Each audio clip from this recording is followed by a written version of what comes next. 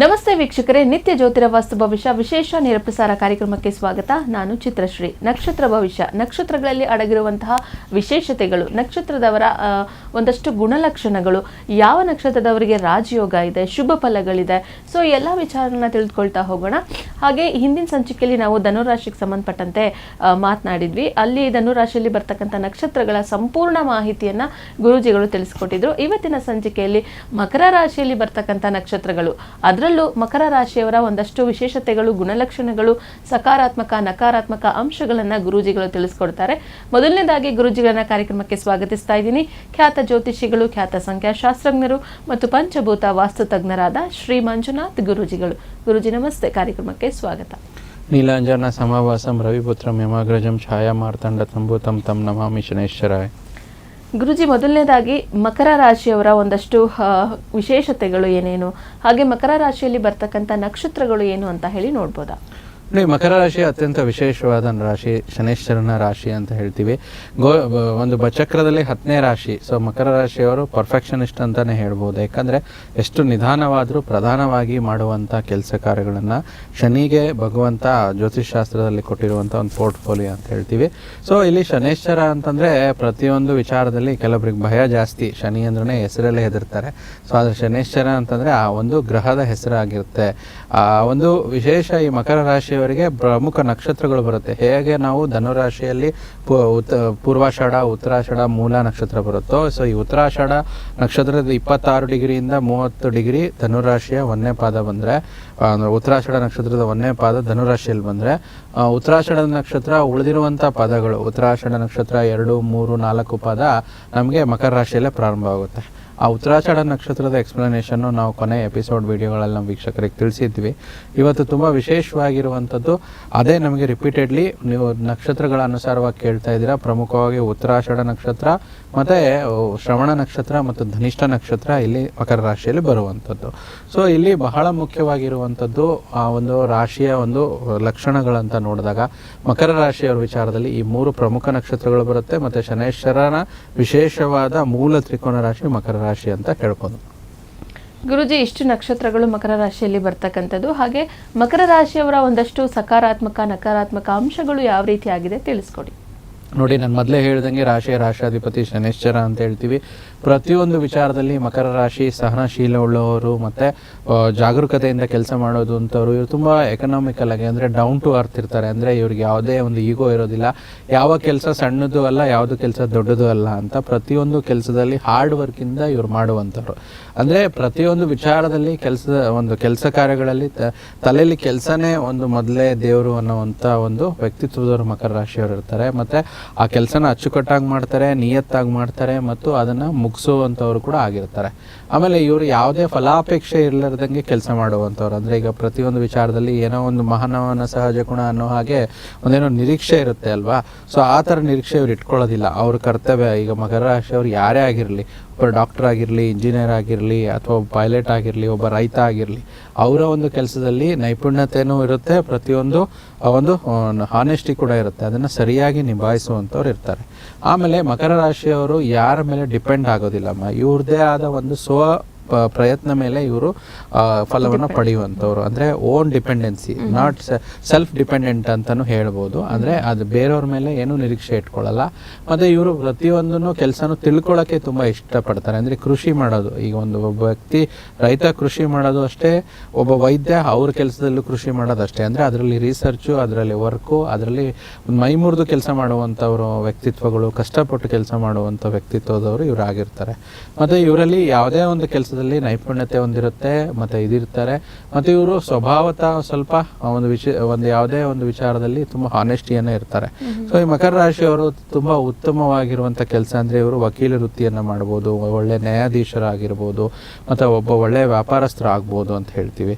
ಮತ್ತು ಮಕರ ರಾಶಿಯ ಸ್ವಲ್ಪ ವಿದ್ಯಾರ್ಥಿಗಳಲ್ಲಿ ಏನಂತಂದರೆ ಪ್ರತಿಯೊಂದು ಹಂತದಲ್ಲಿ ವಿದ್ಯಾರ್ಥಿಗಳಾಗಿರ್ಬೋದು, ಇವರೊಬ್ಬ ಮಧ್ಯವಯಸ್ಕರಾಗಿರ್ಬೋದು, ಅಥವಾ ಇವರು ಒಂದು ಉದ್ಯೋಗಿ ಆಗಿರ್ಬೋದು, ಅಥವಾ ಒಂದು ವ್ಯಾಪಾರಸ್ಥರಾಗಿರ್ಬೋದು, ಇವರ ಒಂದು ಒಂದು ಸ್ವಲ್ಪ ಒಂದು ಏನಂದರೆ ವಿಚಾರದಲ್ಲಿ ಪ್ರಗತಿ ನಿಧಾನವಾಗಿರುತ್ತೆ, ಆದರೆ ಸ್ಟೇಬಲ್ ಆಗಿರುತ್ತೆ. ಕೆಲವೊಬ್ರು ನೋಡಿ 5-10 ವರ್ಷದಲ್ಲಿ ವ್ಯಾಪಾರದಲ್ಲಿ ಮತ್ತಿನ್ನೇನೋದ್ರಲ್ಲಿ ತುಂಬ ಮೇಲಕ್ಕೆ ಹೋಗಿ ಸಕ್ಸಸ್ನ ಪಡ್ಕೊಂಡ್ರೆ ಅಷ್ಟೇ ಬೇಗ ಕೂಡ ಕೆಳಗಡೆ ಬರ್ತಾರೆ. ಆದರೆ ಇವರು ಆ ಥರ ಅಲ್ಲ, ಸ್ವಲ್ಪ ನಿಧಾನದಿಂದ ಆದರೂ ಕೂಡ ಆ ಸಕ್ಸಸ್ ಅನುಸಾರವಾಗಿ ಮೇಲೆ ಹೇಗೆ ಹೋಗ್ತಾರೋ ಅದನ್ನ ಸ್ಟೆಬಿಲಿಟಿಯನ್ನು ಹೊಂದಿರ್ತಾರೆ. ಆದರೆ ಸ್ವಲ್ಪ ನಿಧಾನನೇ ಇವರಿಗೆ ಸಮಸ್ಯೆಗಳನ್ನು ತಂದುಕೊಡುತ್ತೆ. ಆ ನಿಧಾನತೆ ಭಾಳ ಇವರು ಜಾತಕದಲ್ಲಿ ಇದಾಗುತ್ತೆ. ಇದು ಸ್ವಲ್ಪ ವಿಚಾರ ನೆಗೆಟಿವ್ ಅಂತ ಹೇಳ್ಬೋದು. ಅಂದರೆ ಇವರ ಒಂದು ಏಳಿಗೆ ಜೀವನದಲ್ಲಿ ಇವರೊಬ್ಬ ವ್ಯಕ್ತಿ ಆಗಿರ್ಬೋದು, ಒಂದು ವಿದ್ಯಾರ್ಥಿ ಆಗಿರ್ಬೋದು, ಇವ್ರ ಏಳಿಗೆ ಅಂತಂದರೆ 36 ವರ್ಷದ ನಂತರನೇ ಇವರಿಗೆ ಜೀವನದಲ್ಲಿ ಒಂದು ಒಳ್ಳೆ ಸಕ್ಸಸ್ಸು, ಒಂದು ಒಳ್ಳೆ ಸ್ಟೆಬಿಲಿಟಿಯನ್ನು ಕಾಣ್ತಾರೆ. ಅಲ್ಲಿವರೆಗೂ ಸ್ವಲ್ಪ ಸ್ಲೋ ಆಗಿರುವಂಥವ್ರು, ಸ್ಲೋ ಆಗಿ ಕೆಲಸ ಆಗುವಂಥದ್ದು ಇರುತ್ತೆ. ಮತ್ತು ಇವರು ಒಂದು ಮಕರ ರಾಶಿಯವರಿಗೆ ಅತ್ಯಂತ ಪ್ರಿಯವಾದ ಗ್ರಹಗಳಂತ ಹೇಳ್ತೀವಿ. ಶುಕ್ರ ಗ್ರಹ, ಬುಧ ಗ್ರಹ ಅಂತ ಹೇಳ್ತೀವಿ. ಯಾಕಂದರೆ ಇದು ಈ ಒಂದು ಗ್ರಹದ ಅನುಸಾರವಾಗಿ, ಅದಕ್ಕೆ ನಾವು ಮಕರ ರಾಶಿಯವರಿಗೆ ಯೋಗಕಾರಕ ಗ್ರಹನೇ ಶುಕ್ರ ಅಂತ ಹೇಳ್ತೀವಿ. ಸೊ ಇದರಿಂದ ಇವರಿಗೆ ಕಷ್ಟಪಟ್ಟು ಕೆಲಸ ಮಾಡಿದ್ಮೇಲೆ ಪ್ರತಿಯೊಂದೂ ಒಳ್ಳೆಯ ಭೋಗ ಜೀವನವನ್ನು ಅನುಭವಿಸ್ತಾರೆ. ಅಲ್ಲಿವರೆಗೂ ಸ್ವಲ್ಪ ನಿಧಾನ ಇರುತ್ತೆ. ಸ್ವಲ್ಪ ನಕಾರಾತ್ಮಕ ಅಂಶಗಳು ನಾನು ಹೇಳ್ದಂಗೆ ಸ್ವಲ್ಪ ಸ್ಲೋ ಆಗುವಂಥದ್ದು, ಮತ್ತು ಯಾವುದೇ ಕೆಲಸ ಒಂದೇ ಸತಿ ಮುಗಿಯೋದಿಲ್ಲ. More than one time they have to attempt ಅಂತ ಹೇಳ್ತೀವಿ, ಆ ರೀತಿ. ಮತ್ತು ಇವರಿಗೆ ಮಕರ ರಾಶಿಯವರಿಗೆ ಒಳ್ಳೆಯ ಒಂದು ಕೆಲಸಗಾರಗಳು ಸಿಗೋದಿಲ್ಲ. ಇವರೊಬ್ರು ಏನೋ ಒಂದು ಇಂಡಸ್ಟ್ರಿಯಲಿಸ್ಟ್ ಆಗಿರ್ಬೋದು, ಮತ್ತು ಇನ್ನೇನೋ ವ್ಯಾಪಾರಸ್ಥರಾಗಿರ್ಬೋದು. ಸೊ ಇದೆಲ್ಲ ಏನು ಲೇಬರ್ ಓರಿಯೆಂಟೆಡ್ ಅಥವಾ ಸ್ಕಿಲ್ ಓರಿಯೆಂಟೆಡ್ ಏನಂತ ಹೇಳ್ತೀವಿ, ಆ ಒಂದು ಸ್ಕಿಲ್ ರಿಲೇಟೆಡ್ ಇವರಿಗೆ ವರ್ಕರ್ಸ್ ಸಿಗೋದಿಲ್ಲ. ಸ್ವಲ್ಪ ನಿಧಾನ ಮಂದಗತಿಯ ವರ್ಕರ್ ಸಿಗ್ತಾರೆ. ಅದರಿಂದ ಕೂಡ ಇವರಿಗೆ ಸಮಸ್ಯೆಗಳು ಬರುವಂಥದ್ದು. ಇದು ಸ್ವಲ್ಪ ನಕಾರಾತ್ಮಕ ವಿಚಾರಗಳಲ್ಲಿ ಬರುವಂಥದ್ದು. ಮತ್ತು ಇನ್ನು ಇವ್ರು ಮಾಡುವಂಥ ವಿದ್ಯಾಭ್ಯಾಸದಲ್ಲಿ, ಇವ್ರು ಮಾಡುವಂಥ ಕೆಲಸದಲ್ಲಿ ಕಷ್ಟಪಟ್ಟು ಶ್ರಮದಿಂದ ಮಾಡ್ತಾರೆ. ಆದರೆ ಕೊನೆ ಹಂತದಲ್ಲಿ ಎಲ್ಲವೂ ಬಿಟ್ಟು ಹೋಗುವಂಥದ್ದು, ಅಂದರೆ ಕೆಲಸ ಅರ್ಧಕ್ಕೆ ನಿಂತು ಹೋಗುವಂಥದ್ದು ಕೂಡ ಇರುತ್ತೆ. ಅದಕ್ಕೆ ಇವರು ಸತತ ಪ್ರಯತ್ನ ಮಾಡಿ ಮುಗಿಸ್ಬೇಕಾಗುತ್ತೆ ಅದನ್ನು. ಸೊ ಆ ಒಂದು ತಾಳ್ಮೆ ಇಟ್ಕೊಂಡವರು ಸಕ್ಸಸ್ ಆಗುತ್ತೆ. ಇಲ್ಲಾಂದರೆ ಸ್ವಲ್ಪ ಬೇಗ ಏನಾದರೂ ಇದಿದ್ರೆ ಅರ್ಜೆಂಟ್ ಮಾಡಿದ್ರೆ ಮಿಸ್ ಆಗುತ್ತೆ. ಸೊ ಇದು ಕೂಡ ನಕಾರಾತ್ಮಕ ಅಂಶ ಅಂತ ಹೇಳ್ತೀವಿ. ಈ ರೀತಿ ಹಲವಾರು ನಾವು ಸಕಾರಾತ್ಮಕ ಅಂಶಗಳನ್ನು ಕೂಡ ನೋಡಿದ್ವಿ. ಸ್ವಲ್ಪ ನಕಾರಾತ್ಮಕ ಅಂಶಗಳು ಈ ರೀತಿಯಾಗಿ ವರ್ಕ್ ಆಗುತ್ತೆ.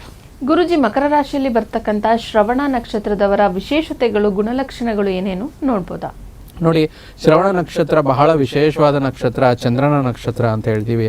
13°20' 23°20' ಈ ಒಂದು ಮಕರ ರಾಶಿಯಲ್ಲೇ ಬರುವಂಥದ್ದು. ಸೊ ಈ ಒಂದು ಶ್ರವಣ ನಕ್ಷತ್ರಕ್ಕೆ ರಾಜಸಿಕ ನಕ್ಷತ್ರ ಗುಣ ಹೊಂದಿರ್ತಾರೆ.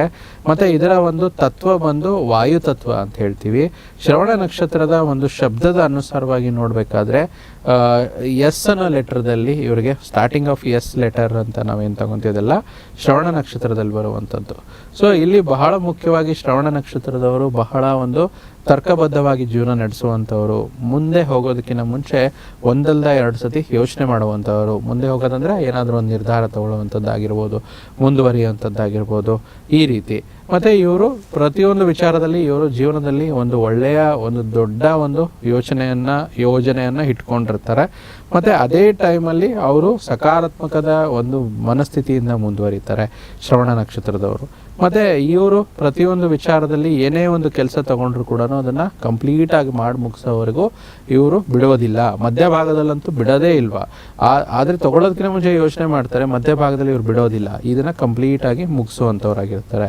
ಮತ್ತು ಇವರು ಶ್ರವಣ ನಕ್ಷತ್ರದ ಮಾತಾಡಬೇಕಾದ್ರೆ ಬಹಳ ಬುದ್ಧಿವಂತಿಕೆಯಿಂದ ಮಾತಾಡ್ತಾರೆ, ಒಂದು ಬುದ್ಧಿವಂತರಾಗಿರ್ತಾರೆ. ಸೊ ಅವ್ರು ಮಾತಾಡಬೇಕಾದಾಗ ಅವರು ಒಂದು ಮೆಚುರಿಟಿ ಅದರಲ್ಲಿ ಕಾಣಿಸುತ್ತೆ. ಯಾಕೆ ಅಂದರೆ ಇವರಿಗೆ ಶ್ರವಣ ಅಂತಂದರೆ ನಮ್ಮಲ್ಲಿ ಏನು ಹೇಳ್ತೀವಿ ಅಂದರೆ ಟು ಲಿಸನ್ ಅಂತ ಹೇಳ್ತೀವಿ. ಕೇಳುವಂಥ ಒಂದು ತಾಳ್ಮೆ ಇರುತ್ತೆ. ಪ್ರತಿಯೊಂದು ವಿಚಾರದಲ್ಲಿ ನೋಡಿ, ಒಂದು ಆರ್ಗ್ಯುಮೆಂಟ್ ಆದಾಗ 2 ಕಡೆ ಜೋರಾಗಿ ಮಾತಾಡ್ತಿದ್ರೆ ಏನು ಹೇಳ್ತಾರೆ ಜನರಲ್ ಆಗಿ, ನಾವು ಕೇಳೋದು ಸ್ವಲ್ಪ, ಹೇಳೋದು ಕೇಳು ಅಂತ ಹೇಳ್ತಾರೆ. ಅಂದರೆ ಕೇಳುವಂಥ ತಾಳ್ಮೆ ಇದ್ದರೆ ವ್ಯಕ್ತಿ ದೊಡ್ಡವರಾಗ್ತಾರಂತೆ. ಸೊ ಆ ಒಂದು ಸಕಾರಾತ್ಮಕ ಅಂಶ ಇವರು ಶ್ರವಣ ನಕ್ಷತ್ರದವರಿಗೆ ಬೈ ಬರ್ತ್ ಬಂದಿರುತ್ತೆ. ಸೊ ಪ್ರತಿಯೊಂದು ಹಂತದಲ್ಲಿ ಕೂಡ ಇವರು ಇವ್ಯಾಲ್ಯೂಯೇಷನ್ ಮಾಡುವಂಥವ್ರು, ಹಂತ ಹಂತವಾಗಿ ಕೂಡ ಇವರು ಬೆಳೆಯುವಂಥವ್ರು ಅಂತ ಹೇಳ್ತೀವಿ. ಆಮೇಲೆ ಇವರು ಪ್ರತಿಯೊಂದು ವಿಚಾರದಲ್ಲಿ ಒಂದು ಅಡ್ವೈಸ್ ತಗೊಂಡು ಮುಂದುವರಿತಾ ಇರ್ತಾರೆ. ಸೊ ಆ ರೀತಿ ಅದರಿಂದ ಇವರು ಯಾರಿಗಾದರೂ ಒಳ್ಳೆಯ ಅಡ್ವೈಸ್ ಖಂಡಿತ ಕೊಡ್ಬೋದು.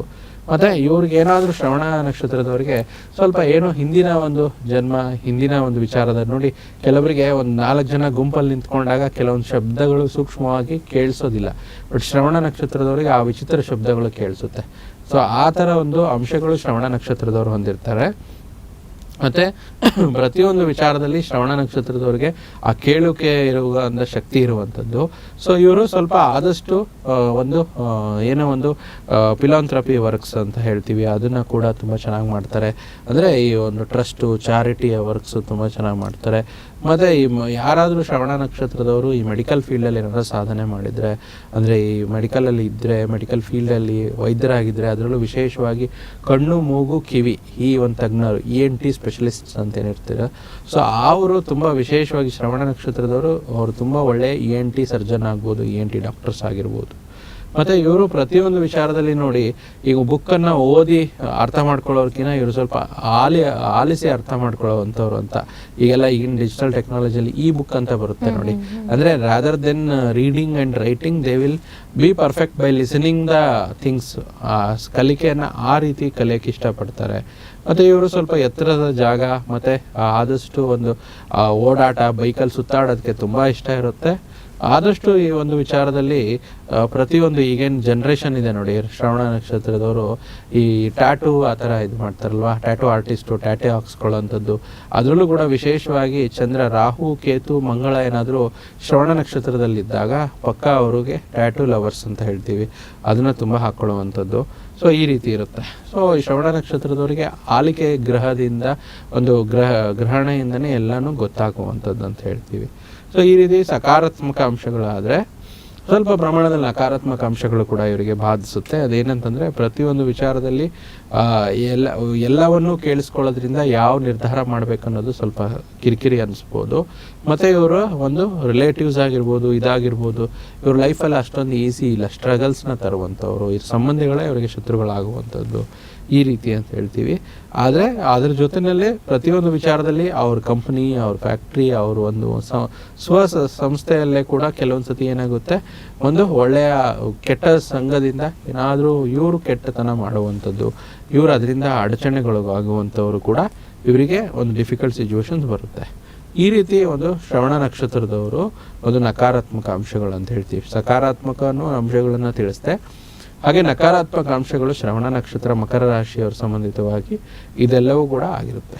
ಗುರುಜಿ, ಭವಿಷ್ಯದಲ್ಲಿ ಅಥವಾ ಯಾವಾಗಲಾದರೂ ಸಹ ಶ್ರವಣ ನಕ್ಷತ್ರದವರಿಗೆ ಒಂದಷ್ಟು ತೊಂದರೆ ಮತ್ತು ಸಮಸ್ಯೆ ಎದುರಾದರೆ ಅವ್ರು ಏನು ಮಾಡ್ಕೊಳ್ಬೇಕು ಗುರುಜಿ, ಪರಿಹಾರ? ನೋಡಿ, ತುಂಬ ಒಳ್ಳೆಯ ಪ್ರಶ್ನೆ. ಏನಂದರೆ ಬಹಳ ಮುಖ್ಯವಾಗಿ ಶ್ರವಣ ನಕ್ಷತ್ರದ ಆಧಿಪತ್ಯ ಹೊಂದಿರುವಂಥದ್ದು ಚಂದ್ರಗ್ರಹ ಅಂತ ಹೇಳ್ತೀವಿ. ನಾವು ಪ್ರತಿಯೊಂದು ಜಾತಕದಲ್ಲಿ ನೋಡುವಂಥದ್ದು ಚಂದ್ರೋ ಮನಸ್ಸೋ ಜಾತಃ ಅನ್ನಂಗೆ, ಚಂದ್ರನು ಸಾಮಾನ್ಯವಾಗಿ ಚೆನ್ನಾಗಿದ್ದಾಗ, ಸೂರ್ಯನು ಜಾತಕದಲ್ಲಿ ಸಾಮಾನ್ಯವಾಗಿ ಚೆನ್ನಾಗಿದ್ದಾಗ ಒಳ್ಳೆಯ ಯೋಗಗಳಂತ ಬರುತ್ತೆ. ಸೊ ಪ್ರತಿಯೊಂದು ಜಾತಕದಲ್ಲಿ ಕೂಡ ಯೋಗಗಳು ಬಂದೇ ಬರುತ್ತೆ. ಸೊ ಅದಕ್ಕೆ ಆ ಒಂದು ಕೆಲವೊಂದು ಯೋಗಗಳು ಸಕಾರಾತ್ಮಕ ಆದರೂ ಕೂಡ ನೆಗೆಟಿವ್ ಅಂಶಗಳಂತ ಇದ್ದಾಗ ಪರಿಹಾರಗಳು, ಚಂದ್ರನ ಒಂದು ವಿಚಾರದಲ್ಲಿ ಚಂದ್ರ ಮಹಾದೇವನ ಆರಾಧನೆ ಮಾಡ್ತಾರಂತೆ, ಶಿವನ ಆರಾಧನೆ. ಸೊ ಶಿವನಿಗೆ ಬಿಲ್ವಪತ್ರ ಅರ್ಚನೆ ತುಂಬ ವಿಶೇಷವಾಗಿರುವಂಥದ್ದು. ಸೋಮವಾರದ ಹೊತ್ತು ಮಾಡಬೇಕು. ಅಮಾವಾಸ್ಯೆಗೆ ಹಾಲಿನ ಅಭಿಷೇಕ ಅಥವಾ ರುದ್ರಾಭಿಷೇಕ ಶಿವನಿಗೆ ಮಾಡಿಸುವಂಥವ್ರು ಶ್ರವಣ ನಕ್ಷತ್ರದವರಿಗೆ ತುಂಬ ಒಳ್ಳೆಯದಾಗುತ್ತೆ. ದಿನನಿತ್ಯ ಅವರು ಚಾರ್ಜ್ ಮಾಡಬೇಕು ಅಂತಂದರೆ ಓಂ ಸೋಮಾಯ ನಮಃ ಅಂತೇಳಿ ಜಪ ಮಾಡುವಂಥದ್ದು ತುಂಬ ಒಳ್ಳೆಯದಾಗುತ್ತೆ. ಮತ್ತು ಹುಣ್ಣಿಮೆಗಳಲ್ಲಿ ವಿಶೇಷವಾಗಿ ಅವರ ಒಂದು ಏನೋ ಬಿಲ್ಡಿಂಗು, ಟೆರೆಸ್ಸು ಅಥವಾ ಅಪಾರ್ಟ್ಮೆಂಟ್ಗಳಲ್ಲಿದ್ದಾಗ ಬಾಲ್ಕನಿ ಅಂತ ಹೇಳ್ತೀವಲ್ಲ, ಅಲ್ಲಿ ಚಂದ್ರನ ಒಂದು ಬೆಳಕು ಬೀಳುತ್ತೋ, ಆ ಹುಣ್ಣಿಮೆ ರಾತ್ರಿಯಂದು ಮೊಸರು ಮತ್ತು ಅನ್ನವನ್ನು ಕಲಸಿ ಆ ಹುಣ್ಣಿಮೆ ಬೆಳಕಲ್ಲಿಟ್ಟು ಒಂದು ಅರ್ಧ ಗಂಟೆ 1 hour ನಂತರ ಅದನ್ನು ತೆಗೆದುಕೊಂಡು ಬಂದು ನೈವೇದ್ಯ ಆ ರೀತಿ ಏನಾದರೂ ಮಾಡಿ ನಮ್ಮ ನಂಬಿಕೆ ಅನುಸಾರವಾಗಿ ಅದನ್ನು ಸೇವಿಸೋದ್ರಿಂದ ಏನಾಗುತ್ತೆ, ನಕಾರಾತ್ಮಕ ಅಂಶಗಳು, ಏನಾದರೂ ನೆಗೆಟಿವ್ ಥಾಟ್ಸು ಆ ಥರ ಇದ್ದರೆ ಕೂಡ ಈ ಶ್ರವಣ ನಕ್ಷತ್ರದವರಿಗೆ ಅದು ದೂರವಾಗಿ ಇವರು ಒಳ್ಳೆಯ ಒಂದು ಅಂಶಗಳನ್ನು ಪಡ್ಕೊತಾರೆ. ಗುರುಜಿ, ಇಷ್ಟೊತ್ತು ಕೂಡ ನಮ್ಮ ಜೊತೆ ಇದ್ದು ನಮ್ಮ ವೀಕ್ಷಕರಿಗೆ ಅನೇಕ ಮಾಹಿತಿಯನ್ನು ನೀಡಿದ್ದೀರಾ. ಒಂದಷ್ಟು ಪರಿಹಾರ ಭಾಗವನ್ನ ಶ್ರವಣ ನಕ್ಷತ್ರದವರು ಹೇಗೆ ಮಾಡ್ಕೊಳ್ಬೇಕು ಅಂತ ಹೇಳಿ ತಿಳಿಸಿದ್ದೀರಾ ಗುರುಜಿ, ಧನ್ಯವಾದಗಳು. ಕೃಷ್ಣಾರ್ಪಣಮಸ್ತು. ನೋಡಿದ್ರಲ್ಲ ವೀಕ್ಷಕರೇ, ಇವತ್ತಿನ ಸಂಚಿಕೆಯನ್ನ ಮಕರ ರಾಶಿ ಹಾಗೆ ಮಕರ ರಾಶಿಯಲ್ಲಿ ಬರ್ತಕ್ಕಂಥ ಶ್ರವಣ ನಕ್ಷತ್ರದವರು ವೀಕ್ಷಿಸಿದ್ರೆ ಖಂಡಿತ ಇದನ್ನ ಫಾಲೋ ಮಾಡಿ ಒಳ್ಳೇದಾಗ್ಲಿ ಅಂತ ಹೇಳ್ತಾ ಇವತ್ತಿನ ಸಂಚಿಕೆಯನ್ನ ಇಲ್ಲಿಗೆ ಮುಗಿಸ್ತಾ ಇದ್ದೀವಿ. ಮತ್ತೊಂದು ಸಂಚಿಕೆಯಲ್ಲಿ ಭೇಟಿಯಾಗೋಣ. ನೋಡ್ತಾ ಇರಿ ಪ್ರಗತಿ ಟಿವಿ, ಇದು ನಿಮ್ಮಿಂದ ನಿಮಗಾಗಿ.